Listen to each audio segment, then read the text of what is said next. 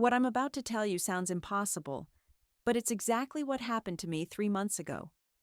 Isabella Morrison, the CEO's 26-year-old daughter, fired me on her very first day running the company. Didn't even let me finish my coffee. She stood there in her designer suit, fresh out of business school, telling me that my outdated thinking had no place in her vision for tech flow dynamics. She thought she was getting rid of dead weight. What she didn't realize was that I, Marcus Thompson, owned the patents to the core AI algorithms that powered 80% of the company's revenue. Every single one of their best-selling products depended on technology that belonged to me.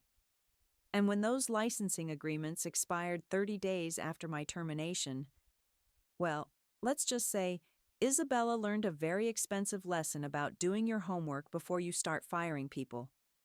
By the end of this story, I'll own half her company, and she'll be begging me to come back. But I'm getting ahead of myself. Let me start from the beginning. My name is Marcus Thompson. I'm 52 years old, and until 3 months ago, I was the senior R&D engineer at TechFlow Dynamics here in Austin, Texas. Not the kind of guy who seeks the spotlight or dominates boardroom presentations, just the quiet genius in the corner office who solves impossible problems and makes everyone else look good. For 15 years, I'd been the backbone of this company's innovation, developing the AI-powered data processing systems that transformed TechFlow from a small startup into a $45 million tech powerhouse. Robert Morrison built TechFlow from nothing back in 2009, started in his garage with a vision for smarter business intelligence software, grew it through pure determination and a knack for hiring the right people. He recruited me from a failing Silicon Valley startup in 2009, back when I was 37 and coming off a brutal layoff. "Marcus," he'd said during my interview, "I don't need another MBA with fancy theories. I need someone who can actually build what we're promising our clients." That was Robert, always focused on substance over style, results over rhetoric. He promoted me to senior R&D within 18 months, and together we built the machine learning algorithms that became TechFlow's signature advantage. The FlowMind AI system that analyzes business data patterns. Mine. The predictive analytics engine that Fortune 500 companies pay millions to license. Also mine. The natural language processing modules that understand customer behavior better than customers understand themselves. You guessed it. All my code, all my innovations. But here's the thing about innovation in the tech world. Smart engineers protect their work. Every major breakthrough I developed, every algorithm that became essential to TechFlow's success, I filed the patents under my own name. Robert knew this, encouraged it even. "Keep ownership of your genius, Marcus," he'd tell me. "I'll pay the licensing fees gladly. It keeps you motivated and protects us both." Those patents were my insurance policy, my retirement fund, my security blanket, in an industry where loyalty means nothing and companies get sold overnight. The first warning sign came 6 months ago when Robert announced he was stepping down. Heart problems, he claimed, though I suspected it was more about Isabella's relentless pressure to take over. She'd been circling the company like a shark ever since graduating from Stanford Business School, armed with buzzwords like digital transformation and disruptive innovation. Robert would wince every time she suggested outsourcing our core development or pivoting to emerging market opportunities. Code for abandoning everything that made TechFlow special. "She needs experience, Marcus," Robert told me one evening as we reviewed quarterly reports. "The board thinks fresh perspectives will accelerate growth." But I could see the doubt in his eyes, the way he kept second-guessing decisions that used to come naturally. Isabella had been wearing him down systematically, questioning every choice, every expense, every hire over 30 years old. That morning, Isabella's first official day as CEO, I walked into the office expecting business as usual. I'd prepared a presentation on our next-generation predictive modeling system, something that could revolutionize retail analytics. Instead, I found Isabella in my office at 7:30 a.m., flanked by two security guards and holding a termination letter. "We don't need old-school thinking dragging down our innovation cycle," she said, not even looking up from her tablet. "Your position has been eliminated as part of our strategic restructuring." I just stood there, coffee mug in hand, watching this kid destroy 15 years of my life with the casual indifference of someone deleting an email. I didn't argue, didn't make a scene, didn't even ask for an explanation. Just nodded once, set my coffee mug down on the desk I'd occupied for 15 years, and started packing my personal items into the cardboard box security had thoughtfully provided. The younger developers watched from their cubicles, eyes wide with shock. Some of them I'd personally mentored, from fresh college graduates to senior engineers. But nobody said a word. Fear has a way of making people invisible. As I cleared out my desk drawers, I felt an odd sense of calm washing over me. Because what Isabella Morrison didn't know, what she hadn't bothered to research before orchestrating her little power play, was sitting in a safety deposit box across town. 23 individual patents, all filed under my name, covering every major algorithm and processing system that TechFlow Dynamics had built their empire on. Patents that were licensed to the company under renewable agreements that I'd negotiated personally with Robert over the years. I placed the box of my belongings in the passenger seat of my Honda and sat there for a moment, hands on the steering wheel, looking back at the building through my windshield. Through the floor-to-ceiling windows, I could see Isabella in the conference room, gesturing enthusiastically at a whiteboard covered in corporate buzzwords.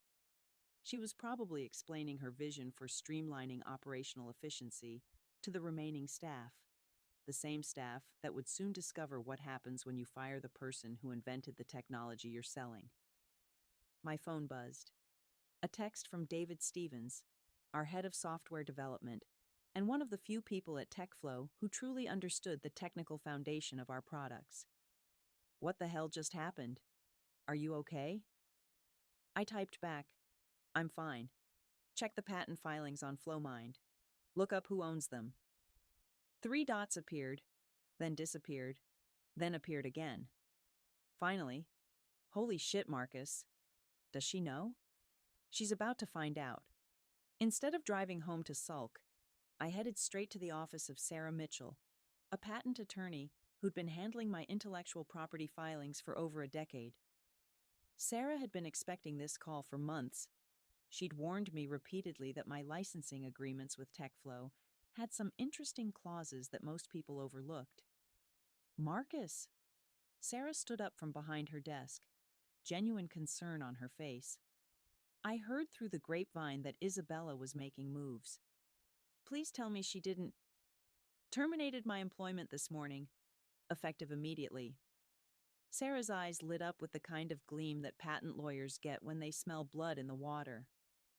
She pulled out a thick folder labeled Thomson TechFlow Licensing Portfolio and spread the documents across her conference table. "Okay, let's review what we're dealing with here," she said, putting on her reading glasses. 23 active patents, all essential to TechFlow's core business operations. The licensing agreements are structured as employment contingent arrangements, meaning... She paused for dramatic effect. "Meaning what, Sarah?" "Meaning the licenses automatically terminate 30 days after your employment ends. And here's the beautiful part. You retain full ownership and control. They can't use your technology. They can't modify it. They can't even maintain the existing systems without your explicit permission." I leaned back in my chair, processing the implications.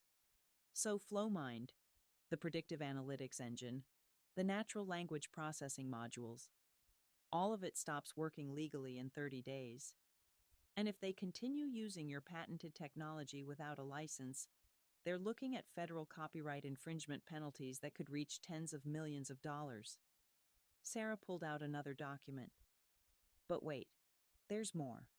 Remember that clause we added in 2019? The one about competitive restrictions?" I'd forgotten about that. "Refresh my memory. If TechFlow terminates your employment, you're immediately released from all non-compete agreements. You're free to license your technology to their competitors. start your own company, even poach their clients using superior versions of the same systems they're currently selling. The pieces were falling into place. How long before they realize what they've done?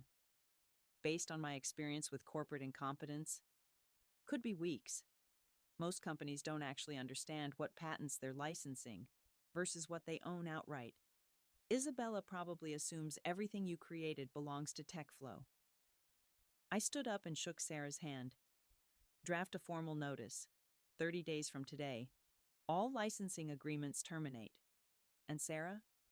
Start researching which of their competitors might be interested in acquiring some revolutionary AI technology. Sarah grinned. Already on it. Victor Hamilton at Hamilton Tech Solutions has been asking about you for years.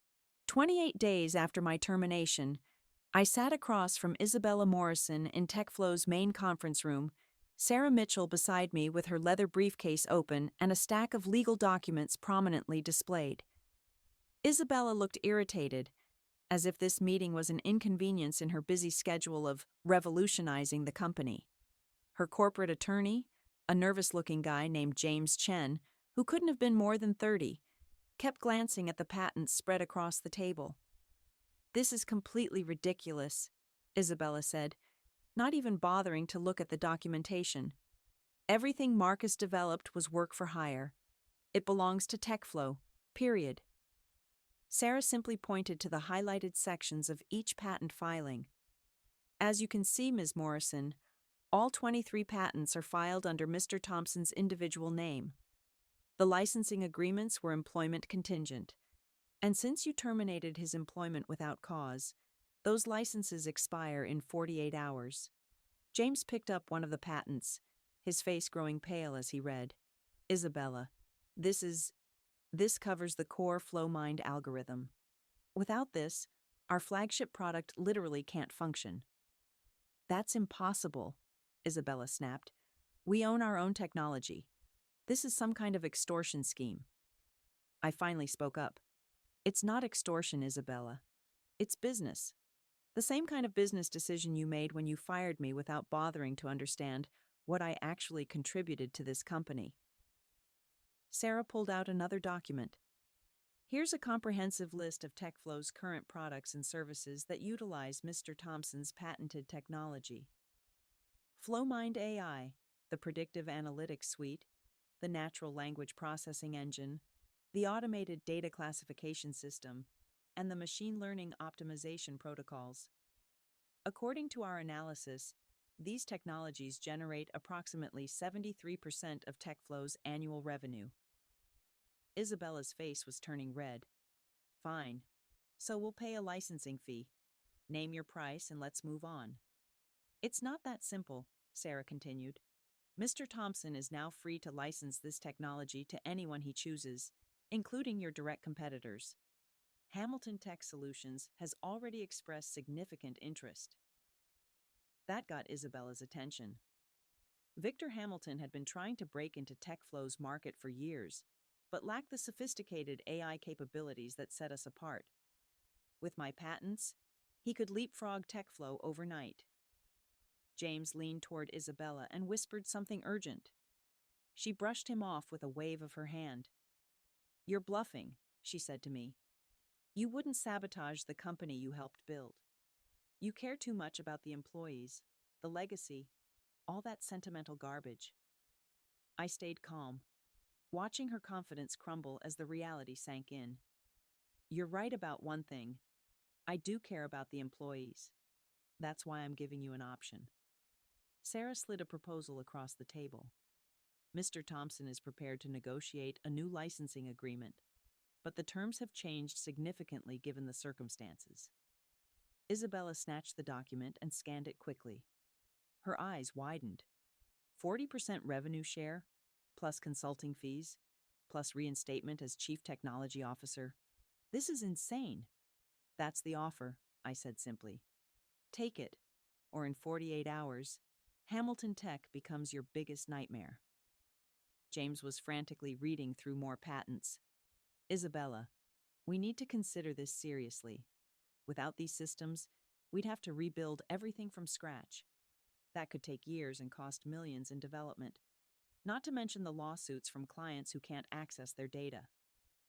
This is blackmail, Isabella hissed. No, Sarah corrected. This is the natural consequence of poor due diligence. You fired the person who owned the technology your company depends on, without understanding the legal implications. Isabella stood up abruptly. I need to discuss this with the board. Of course, I said, checking my watch. You have 47 hours and 23 minutes to decide. After that, my patents become available to the highest bidder. As she stormed toward the door, Isabella turned back one more time. This isn't over, Marcus. I'll find a way around your little patents. Sarah cleared her throat. Ms. Morrison, I should mention that attempting to reverse engineer or circumvent patented technology constitutes willful infringement, which carries treble damages under federal law. I'd be very careful about that approach. The door slammed behind her, leaving James scrambling to gather his papers. Well, Sarah said, closing her briefcase with a satisfied click. That went better than expected. The next morning, I was sitting in Victor Hamilton's corner office overlooking downtown Austin, watching him review the patent portfolio that Sarah had compiled into a comprehensive presentation. Victor, a silver-haired veteran of the tech industry, had been running Hamilton Tech Solutions for 12 years, building a respectable mid-tier company that specialized in business analytics software. He'd been trying to break into the enterprise AI market for years, but lacked the breakthrough technology to compete with TechFlow's dominance. Marcus, Victor said, setting down the last patent document, this is extraordinary. With these algorithms, we could leapfrog every competitor in the market, including TechFlow itself. He leaned back in his chair, calculating possibilities. What exactly are you proposing? Partnership, I replied. I provide the technology, you provide the infrastructure and client relationships. We build something better than what TechFlow ever was, something that respects both innovation and the people who create it.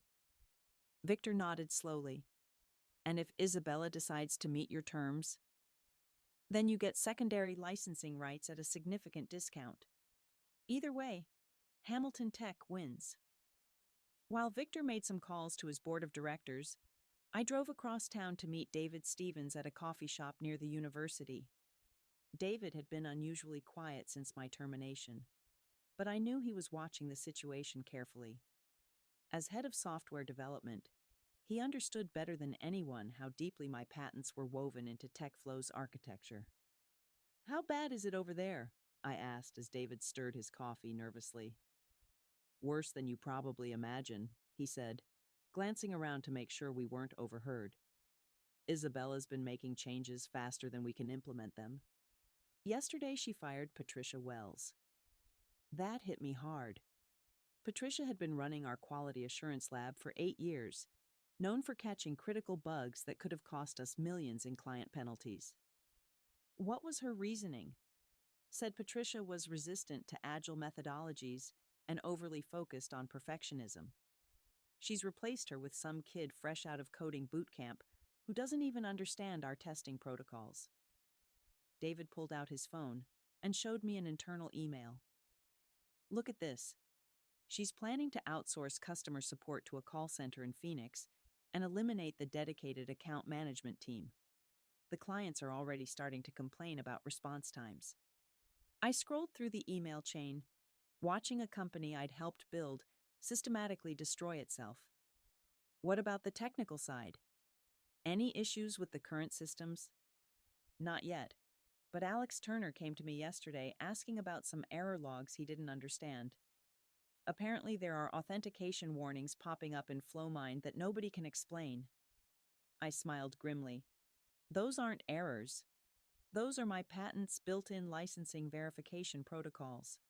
The system is warning that the licenses are about to expire. David's eyes widened. Jesus, Marcus. When those expire ... every major client contract becomes vulnerable. FlowMind won't just stop working. It'll actively prevent data processing to avoid patent infringement. $40 million in annual recurring revenue, gone overnight. My phone buzzed with a text from Patricia Wells. Heard you might be starting something new. Very interested in discussing opportunities. Word was spreading faster than I'd expected. David, I said, leaning forward, I'm going to ask you something, and I want you to think carefully before answering. If Isabella doesn't accept my terms, would you be interested in joining a new venture? One that values experience alongside innovation? David didn't hesitate. I've been updating my resume since the day you got fired. Isabella has no idea what she's doing, and she's too arrogant to listen to anyone who tries to help her. Good. Victor Hamilton is backing a new company, Nexus Innovation Labs. We'll need a strong development team. What about non-compete clauses? Sarah checked. Since TechFlow terminated you without cause and is making fundamental changes to your job responsibilities, the non-compete agreements are effectively void. Besides, we're not stealing trade secrets. We're using technology I own outright. David grinned for the first time in weeks. When do we start? Officially? As soon as Isabella makes her decision.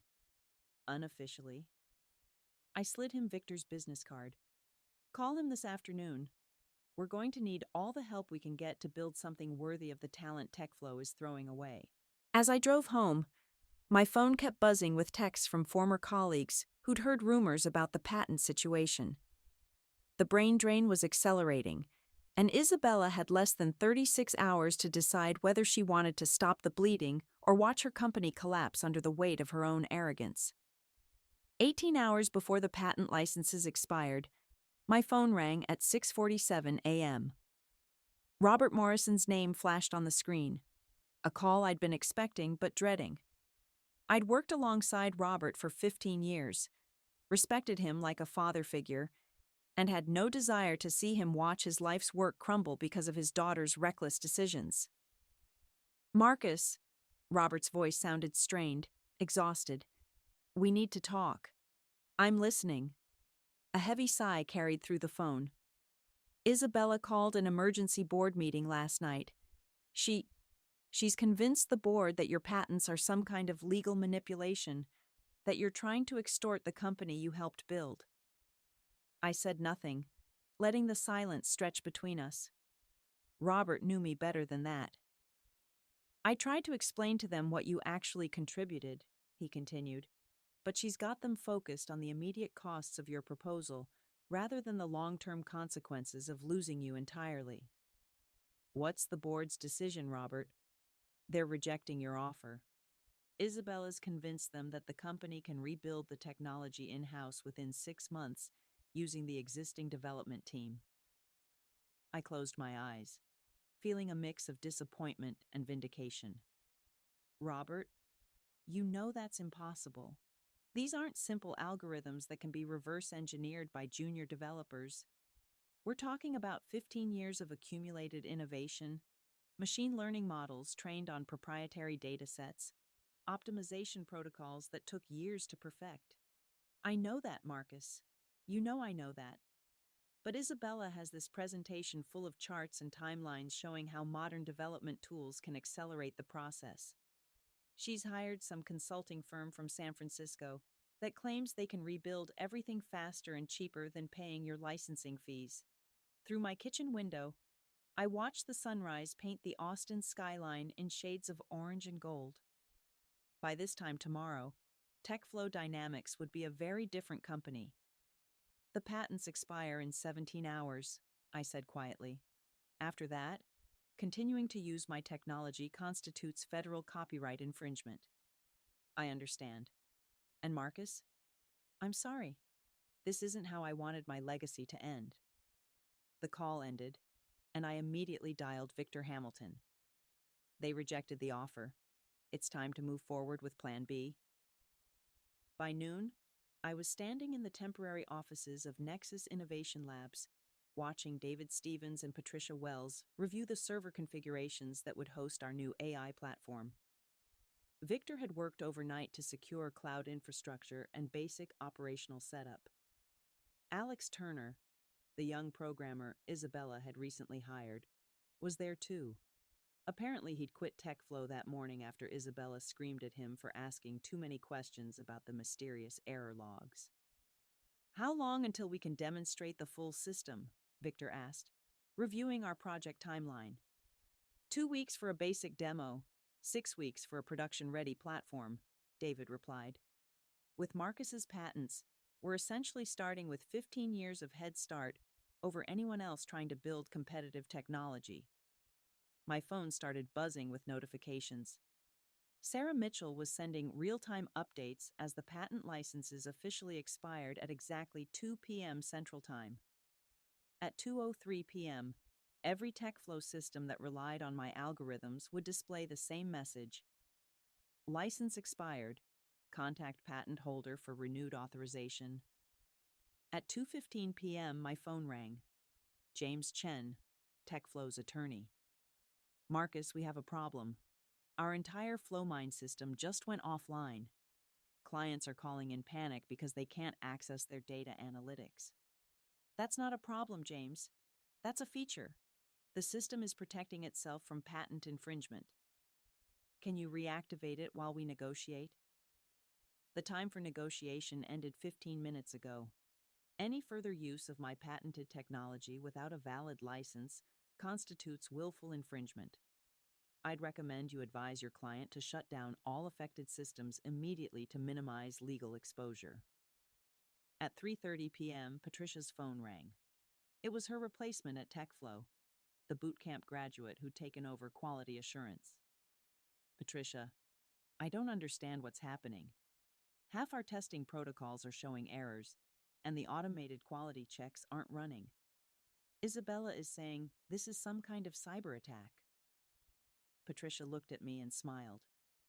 "It's not a cyber attack, honey. It's just what happens when you fire the people who built the systems you depend on." By 5 p.m., David's phone was ringing constantly. Former colleagues calling in desperation as they realized the scope of the crisis. 3 days after the patent licenses expired, I was sitting in Nexus Innovation Labs reviewing our client acquisition strategy when Victor burst through the door holding his laptop, a massive grin on his face. "Marcus, you need to see this," he said, setting the computer on my desk. The screen showed TechFlow's stock price, down 34% since Monday when their systems went offline. But that's not even the best part. Look at this. He clicked over to a news article from Austin Business Weekly. TechFlow Dynamics faces class action lawsuit as major clients unable to access critical data. The article detailed how 3 Fortune 500 companies were seeking damages for breach of contract after TechFlow's AI systems suddenly stopped functioning, leaving them unable to process quarterly reports and customer analytics. "It gets better," Victor continued, scrolling down. "Meridian Financial is threatening to pull their $8 million annual contract unless TechFlow restores service within 48 hours. And here's the kicker. They're already reaching out to us about emergency consulting services." My phone rang. Isabella Morrison's name appeared on the screen. "Marcus." Her voice was tight, controlled, but I could hear the desperation underneath. "We need to resolve this situation immediately." "I'm listening." "The board has authorized me to negotiate new licensing terms. We're prepared to offer 15% revenue share plus reinstatement as senior technical advisor." I almost laughed. "Isabella, 3 days ago I offered you reasonable terms that would have prevented this crisis. You rejected them. The landscape has changed considerably since then." "What do you mean?" "I mean that Meridian Financial is meeting with us tomorrow to discuss emergency consulting services. Apex Industries called this morning asking if we can provide the analytics capabilities they used to get from TechFlow. Your clients are jumping ship, and they're coming to us." Silence on the other end of the line. "Here's my new offer," I continued. 51% equity stake in TechFlow Dynamics, immediate reinstatement as Chief Technology Officer with full authority over all technical decisions, and a formal apology to every employee you fired or driven away in the past 3 months. That's impossible. You'd control the company."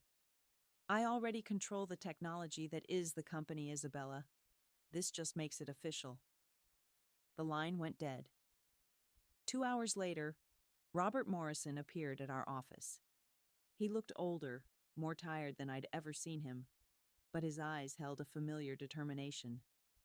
"Marcus, I owe you an apology," he said, settling into the chair across from my desk. "I should have listened to you months ago when you warned me Isabella wasn't ready. I let sentiment cloud my judgment." "Robert, you don't need to—" "Yes, I do." He pulled out a folder thick with legal documents. "I've called an emergency board meeting for tomorrow morning. As the majority shareholder, I'm prepared to vote for new leadership." I studied his face carefully. "What are you proposing? A merger? TechFlow Dynamics and Nexus Innovation Labs, with you as CEO and Isabella. Well, Isabella can learn the business from the ground up, if she's willing. And if she's not," Robert's jaw tightened, "then she can take her settlement and start over somewhere else. I won't watch her destroy everything we built together."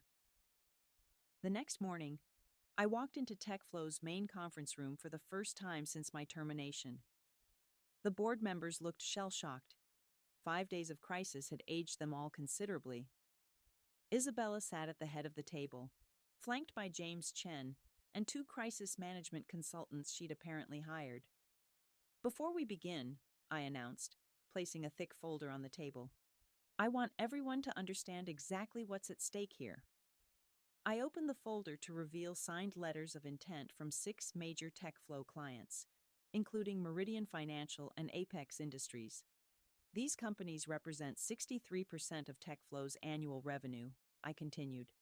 They've all committed to transitioning their business to Nexus Innovation Labs, unless this situation is resolved within the next 72 hours. Isabella's face went white. "You can't just steal our clients." "I'm not stealing anything. Your clients came to us because you can't provide the services they're paying for. Services that depend entirely on technology you no longer have legal access to." Robert stood up slowly. "The board has reached a decision. Effective immediately, TechFlow Dynamics will merge with Nexus Innovation Labs under Marcus Thompson's leadership."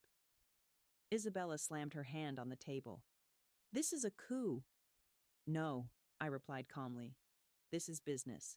6 months after the merger, I stood in the expanded headquarters of what was now officially called TechFlow Nexus, watching our development teams collaborate on the next generation of AI-powered analytics. The open plan office buzzed with productive energy, a stark contrast to the toxic atmosphere that had pervaded the building under Isabella's brief reign. David Stevens approached my desk holding a quarterly report, his face beaming with satisfaction. "Marcus, you need to see these numbers. Revenue up 47%, client retention at 96%, and we just signed 3 new Fortune 500 contracts." I nodded, scanning the figures that represented more than just financial success. They represented validation of something I'd believed in for 15 years, that respect for experience and innovation could coexist, that building sustainable technology required both vision and wisdom. "How's the integration going with the former TechFlow team?" I asked. "Better than expected. Most of them are relieved to be working in an environment where their expertise is valued again. Patricia's quality assurance protocols have already prevented 2 major bugs that could have cost us millions in client penalties." Through the conference room glass, I could see Alex Turner training 2 new junior developers on our patent verification systems. The kid had grown tremendously in 6 months, transforming from someone terrified of asking questions into a confident teacher, passing on knowledge to the next generation.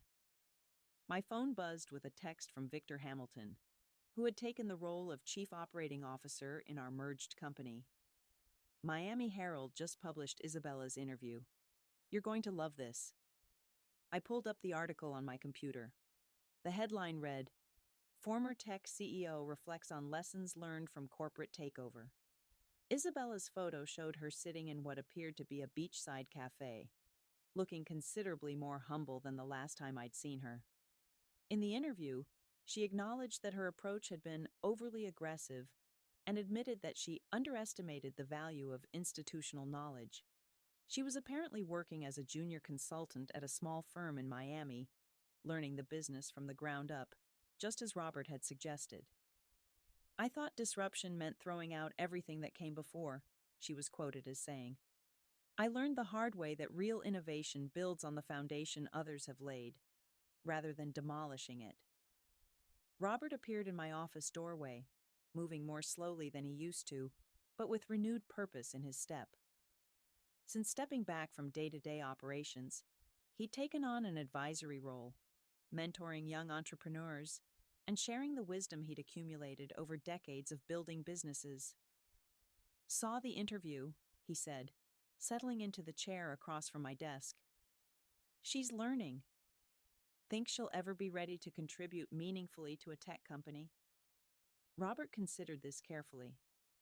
"Maybe, but it'll take years of humility and real experience, not just theoretical knowledge from business school. The question is whether she's willing to put in that work." We sat in comfortable silence for a moment, watching our teams collaborate on solving complex problems. The irony wasn't lost on me.